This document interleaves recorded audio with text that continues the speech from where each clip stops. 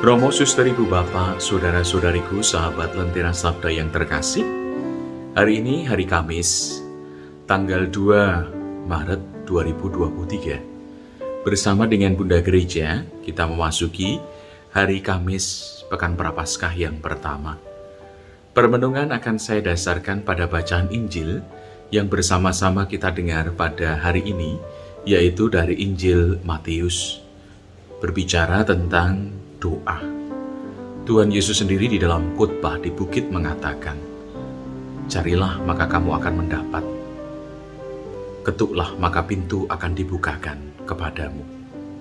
Tetapi sejenak, kalau kita melihat kembali pengalaman hidup kita, teristimewa pengalaman hidup doa kita, kalau kita ukur, doa-doa yang sering kali kita lambungkan kepada Tuhan, kebanyakan adalah doa permohonan. Tetapi, apakah setiap doa permohonan yang kita lambungkan kepada Tuhan, itu kemudian mendapatkan jawaban daripada Tuhan? Pasti kita pun akan mengatakan tidak. Lalu bagaimana kita menempatkan permenungan pada pagi hari ini, atau ungkapan Tuhan Yesus pada hari ini? Tentu kita tidak bisa serta-merta kemudian mengatakan bahwa khotbah Tuhan Yesus di bukit, teristimewa khotbah mengenai doa itu salah. Kita harus membaca secara lebih utuh dan juga menyeluruh. Artinya apa? Kalau sejenak kita kemudian membaca lebih dalam dan lebih menyeluruh, apakah ada orang tua itu yang memberi batu kepada anaknya ketika ia meminta roti? Apakah ada orang tua itu yang memberi ular kepada anaknya ketika anaknya meminta ikan? Dan kalau kita sebagai orang tua memberi yang baik kepada anak kita, terlebih Allah Bapa kita di surga.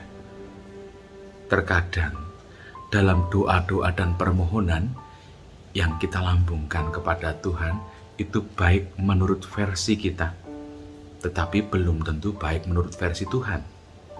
Contoh kalau kita kaitkan di dalam kehidupan kita sehari-hari.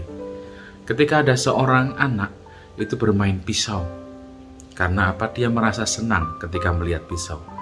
Apakah orang tua kemudian membiarkan anaknya ketika meminta pisau? Tentu saja tidak.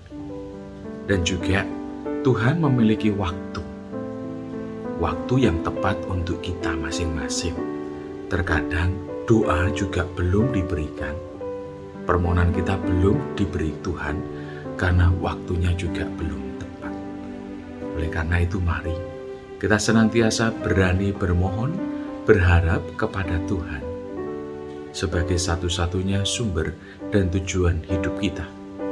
Karena kita yakin dan tahu Ia akan memberi yang terbaik pada kita tepat pada waktunya. Berkat dan juga rahmat Allah senantiasa melimpah atas diri kita, komunitas dan keluarga kita, Bapa, Putra, dan Roh Kudus. Amin.